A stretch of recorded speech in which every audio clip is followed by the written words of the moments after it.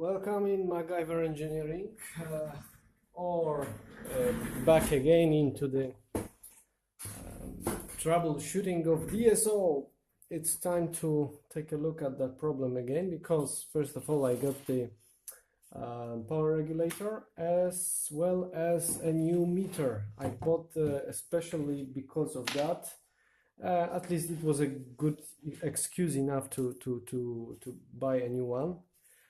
This one is a true RMS, so you know it's not like this old meter. True RMS is really for the AC ranges, but I thought that it could also influence how it detects, the voltages on the DC range. So let's connect it. I mean, I have over here the same setup as I had before, a power regulator, basically. This is LM09, so it is 09. I think it was KA7808.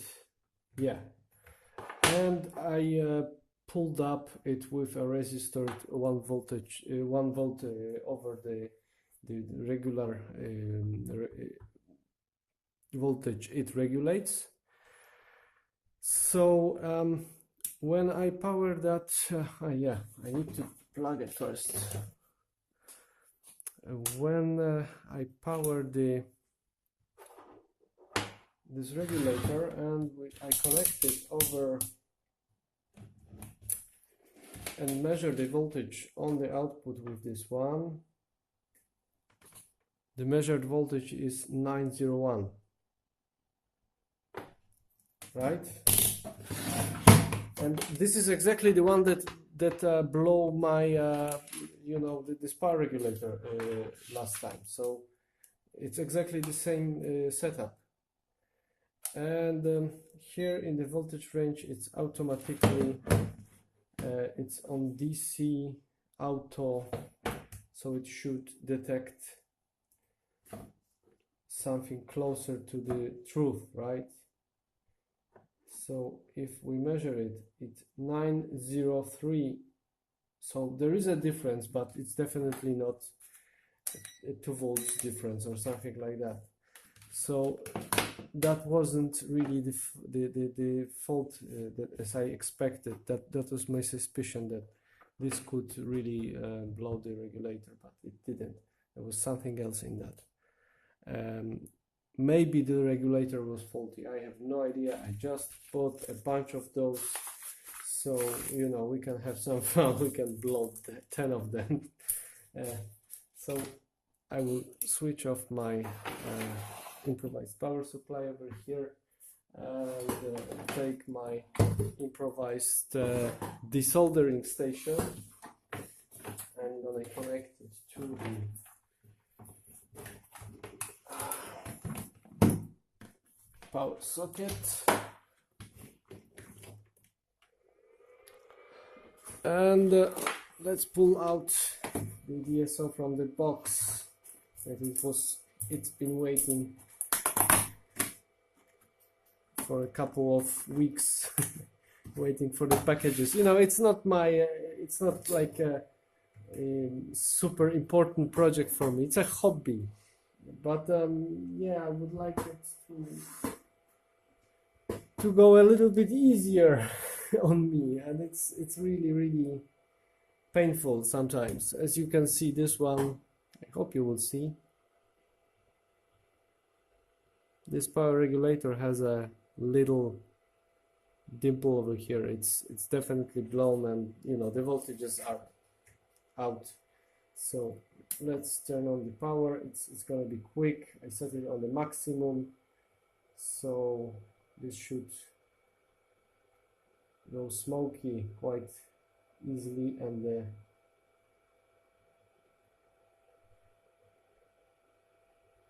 none of the other components should be influenced.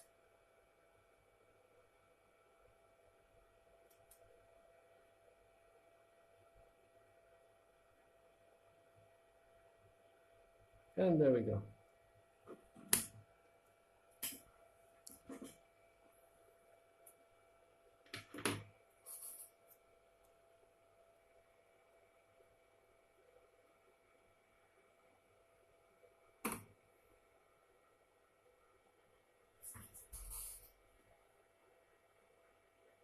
Okay, the temperature is down.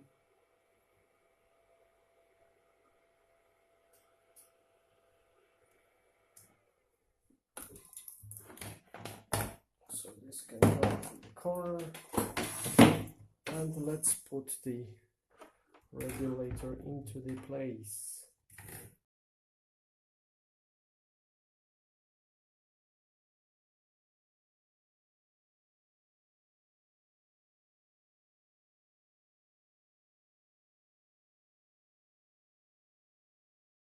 Whatsoever, even without connected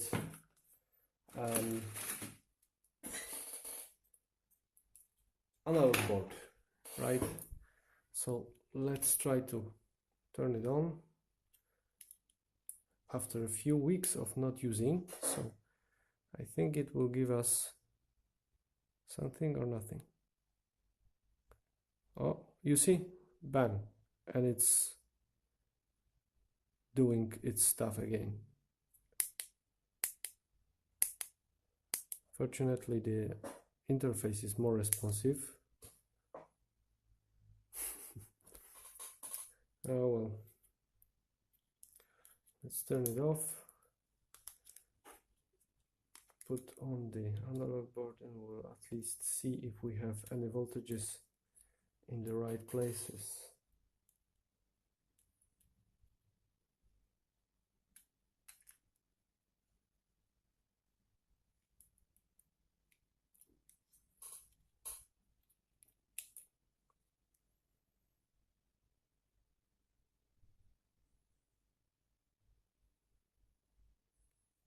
Oh, now it shoots up. So there is a difference. I contacted JYE and well, they gave me advice to try to adjust it with these screws, you know, this how you call it, V-set or something like that.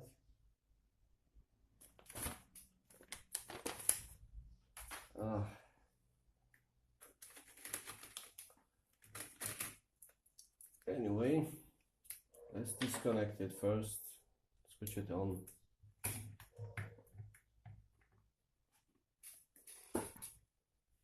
And it shoots up. So the first shoot down was probably effect of few weeks sitting it down in the cupboard, nothing more.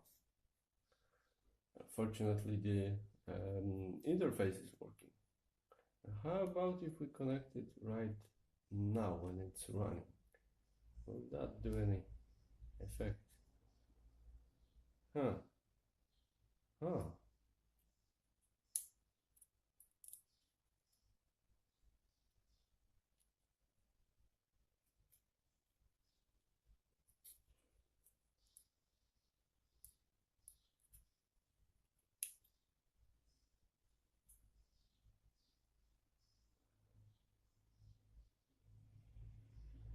And down. Well, now it shoots down. And it goes like a little bit slower.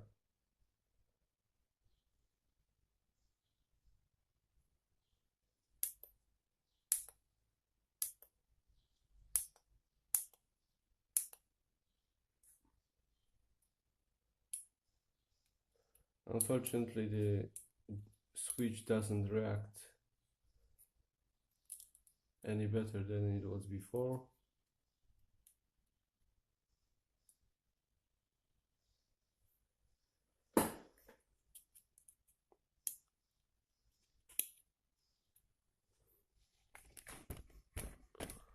Can't see anything. And it shoots up. So maybe it's a kind of a lottery. Okay, never mind. Let's try this. What they suggested to try. I need a flathead screwdriver, which now, of course, it will be a big problem to find. Now it shoots up. Okay, and let's try the V-set.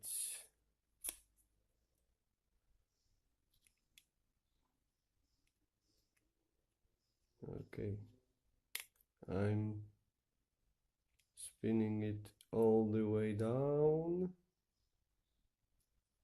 First one, and completely nothing. Now what if I will try to spin it up? Anyway, I think it's a capacitor, so it's not gonna really do much. Nothing. The other one.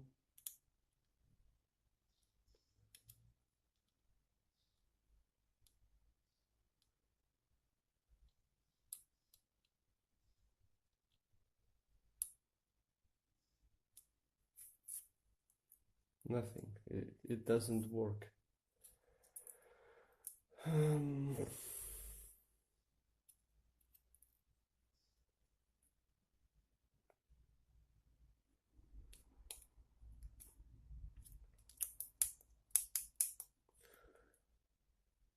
I think the problem is with the chip, the main chip, because it's, you know, that this doesn't react is one thing, and the other thing is that if you connect the frequency counter, it really shows the 1 kilohertz on the output.